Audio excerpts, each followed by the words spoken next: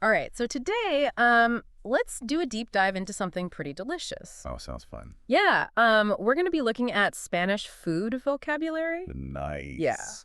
we're going to be using a video from a Spanish teacher named Hameda Lara, Okay. and he teaches Spanish to foreigners. Mhm. So whether you're planning a trip to Spain, learning the language, or just love expanding your culinary horizons, I think this is going to be really fun. Yeah, I think you'll be surprised by how much food can actually, reveal about a culture. Right. We can definitely uncover some interesting insights today. I think so too. Okay, so let's get started with the basics drinks. It's interesting that agua, which is water, changes gender in Spanish. Oh, is that right? Yeah. I didn't know that. Yeah, it's one of those quirks that makes language so fascinating. It is. So el agua is masculine in singular form, but las aguas is feminine in plural form. Huh? So it's a good reminder to pay attention to those little details. Yeah. And then there's cerveza, beer. And I learned that there are slang terms like birra and una cerve, which is so cool. That's fun. It's like having a secret code. Exactly. It's those informal terms that can really make you feel like a local. Yeah. Like you're in on the joke, Right, exactly. And speaking of drinks, zumo means juice, Uh-huh. but you might also hear jugo in South America. Oh, okay. So, yeah, So many variations to keep track of. lots of variations. That zumo de naranja orange juice is calling my name right now. Ah, nice. Okay, so moving on to solid foods, carne, or meat, seems like a good place to start. Yeah, it makes sense. Well, Spanish cuisine offers a whole variety of meats. You've got bistec for steak, Okay. filete, which is a thin steak, Mm-hmm. and lomo, which refers to the loin. I'm already getting hungry. Yeah. And of course, we can't forget about macaroni, which falls under the broader category of pasta. Of course, And no Spanish meal would be complete without potatoes. that's true. Although you'll often hear them called papas informally. Right. Just don't mix it up with papa, which means father. Oh, that's a good one to remember. Like you. Now, on to the exciting part. Typical Spanish dishes. First up, the famous tortilla de patatas, or Spanish omelet. Yes. This dish is more than just an omelet, though. It's almost like a cultural icon in Spain. Wow. There are endless variations from plain to onion with onions or peppers. Mhm. And, there's actually huge debate about whether onions belong in a true tortilla de patatas. Oh, really? I had no idea it was so controversial. Oh, yeah. That's fascinating. Big debate. So then we have to talk about soup. Okay. In Spanish, it's sopa, Mm-hmm. if it's just broth. But if you add rice or noodles, it becomes puchero. Interesting. Is there a reason for that specific distinction? Well, it might be connected to, the heartiness of the dish. Okay. Puchero often refers to, a more substantial stew, almost a meal in itself. Mm-hmm. And what's even more intriguing is that the phrase hacer pucheros actually means to cry in Spanish. Wow, that's a connection I wouldn't have expected. Why would soup be associated with crying? Well, there are a few theories. Okay. One is that the, puffed up cheeks of someone eating a hearty puchero resemble the face of a crying person. Oh, okay. Another suggests that puchero was a common meal for those who were poor or mourning, hence the association with sadness. That adds a whole other layer to the meaning of the dish. It does. So much more than just a word, isn't it? Absolutely. Language and culture are just so intertwined. Right. And speaking of delicious soups, have you ever tried salmorejo? I haven't. What is it exactly? It's a cold tomato soup that originated in Cordoba. Okay. It's creamy, flavorful, and there are many variations in texture and toppings. Mm-hmm. Some versions are smooth, while others are chunkier. Mm-hmm. It really highlights the diverse nature of Spanish cuisine. Okay, that one is definitely going on my list to try.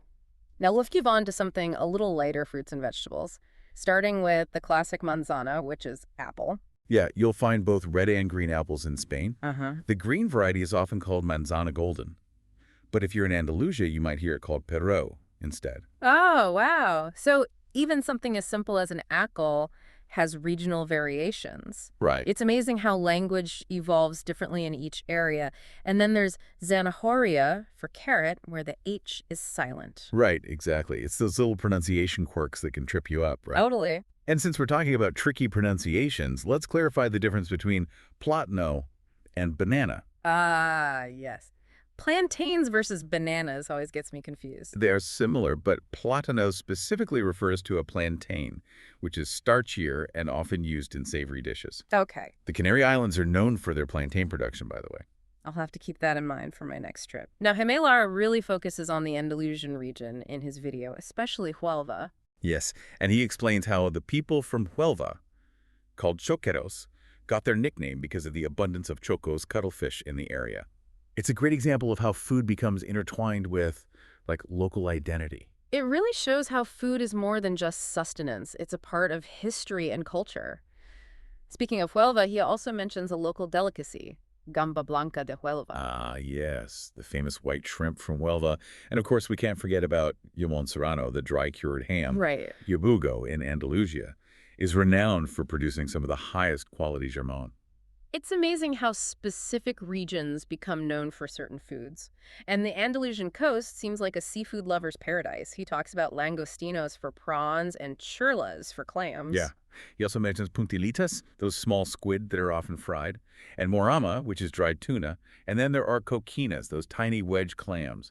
So much pescado to enjoy. I'm getting a serious craving for seafood tapas right now. All this talk of food has got me thinking. It's amazing how even within, like, one country, you find so many different culinary traditions. Totally. Each region with its own, like, special dishes and flavors. It really is. And it's not just about the ingredients themselves. Right. It's the cooking techniques and traditional recipes, and even the way food is served.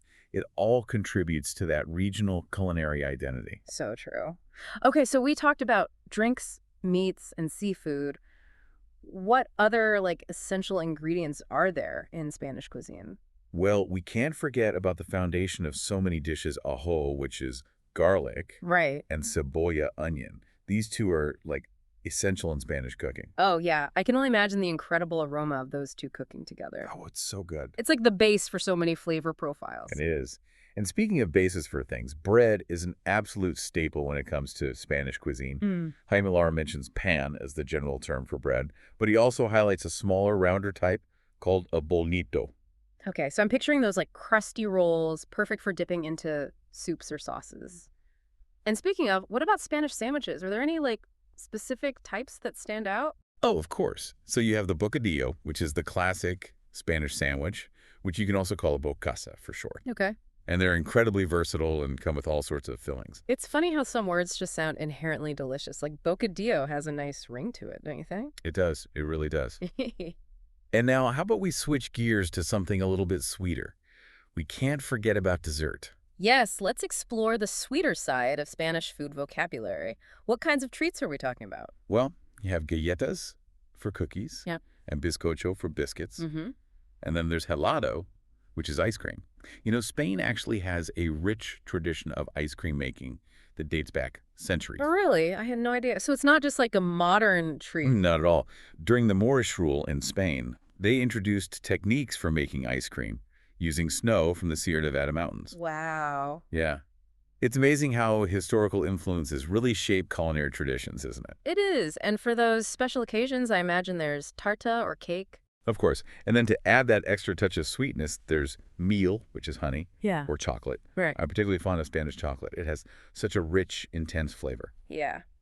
Speaking of rich flavors, what about oils and fats? Those are pretty essential in any cuisine, right? They are, yeah. So aceite means oil. Okay. And olive oil, in particular, is a cornerstone of Spanish cooking. And then you have mantequilla, which is butter, for adding like that richness and smooth texture. Mm-hmm. It's interesting how certain ingredients are so central to a cuisine. Like olive oil is really the heart of Mediterranean cooking. It really is. And along with those basic fats, what about like spices and condiments? Well, Hamilara focuses mostly on like core vocabulary, so he doesn't delve too deep into specific spices. Yeah. But he does mention sal for salt and azúcar for sugar. Right. Those are like the essentials, the building blocks of flavor. Yeah. I can only imagine Spanish cuisine uses a wide array of spices and herbs to create those unique tastes. Oh, absolutely. And a lot of those spices have a long history in Spain, dating back to the spice trade routes. Think saffron, paprika, cumin, the list goes on. It seems like there's just so much depth to explore in Spanish food culture beyond just the basic vocabulary. There is, yeah. And while we've covered a lot of ground, I think it's worth revisiting those Andalusian specialties for a moment. Okay, yeah. We talked about seafood, but there's like even more to discover in that region. Yeah, let's dive back into Andalusia and those regional delicacies. So we already touched on the gamba blanca de Huelva and the jamón serrano from Yabugo. Right, right. And of course, that connection between the chocos and the nickname for people from Huelva, the choqueros. It's a fun fact that really highlights how food is just woven into the fabric of a place. It is. It's those little details that make it so fascinating, right? Yeah, what other specialties come to mind when you think about that region? Well, there's the puntalitas, which are small squid that are often fried. Okay. And let's not forget about the mahama, which is dried tuna, No. a delicacy with a long tradition in Andalusia. Mm-hmm. And then there are the coquinas, those tiny wedge clams that are so flavorful. It sounds like Andalusia is a must-visit for seafood lovers. Absolutely. And, it's not just about the seafood. Andalusia has a diverse culinary landscape, Mm-hmm. really influenced by its history and geography. Yeah.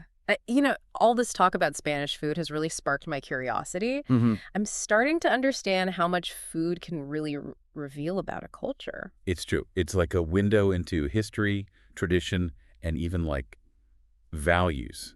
Yeah. And Spanish cuisine, with its regional variations and rich history, it offers like a fascinating glimpse into the heart of Spanish culture. I couldn't agree more. And on that note, I think we've covered a lot of delicious ground today. I think so too. Are we ready to wrap up our deep dive into Spanish food vocabulary? I think so. Yeah, we've explored a wide range of terms from like everyday staples to these regional specialties. Yeah. And we even touched on some really interesting cultural insights along the way. It's been quite a culinary adventure, so are you ready to share some final thoughts with our listeners? I am, yeah. I think, the key takeaway here is that learning about food, it's about so much more than just memorizing words. Right. It's about understanding the stories and the history, the culture that's woven into every dish. Right, exactly. And as we've seen, like Spanish food vocabulary is just such a delicious entry point into the rich tapestry of Spanish culture. Beautifully said. So as we wrap up this deep dive into Spanish food vocabulary, what were some of the highlights for you? Oh man, it's hard to choose just a few. I know, right? But I think what stood out to me the most was how much depth there is to even the simplest Spanish food words. Yeah. It's not just about translation. It's about history, culture, those regional variations. I completely agree. Like how agua changes gender or the debate about onions and tortilla patatas. Those details really bring it to life. And I loved learning about that connection between puchero and crying. Who knew soup could be so emotionally charged? I know. It's funny, right? Yeah. Those little connections are what make exploring a new language so fascinating. And for me, it was those regional variations that really captured my imagination. Like the fact that a green apple can be called manzana golden or pero, depending on where you are. Yeah. It just shows how language is constantly evolving and adapting. Absolutely. And it makes you want to travel and experience those nuances firsthand. Imagine ordering a pero in Andalusia, and seeing the look on the locals' faces. Exactly. It's those kinds of experiences that make language learning so rewarding. Totally. So before we go, as we leave our listener with a final thought, what would you say is the most important thing to remember from our Spanish food vocabulary deep dive? I think the most important thing to remember is that language is a window into a culture. Mm-hmm. And food in particular is such a rich and vibrant aspect of any culture. So as you learn these new Spanish food words, don't just focus on memorizing them. Try to understand the stories behind them. Explore those regional differences, the historical influences, the cultural significance. That's really where the magic of language learning lies. Beautifully put. It's not just about the words themselves, it's about the world that they unlock. Exactly. Now, if you'll allow me to steal your signature line, what dish is our listener most curious to try now? I know I have a whole list. Oh, I'm right there with you. From the hearty puchero to the refreshing salmorejo, the crispy puntilitas to the sweet helado Spanish cuisine has something to offer everyone. So go explore, experiment, and just savor those flavors of Spain. Buen provecho. Well, that was fun. Until next time.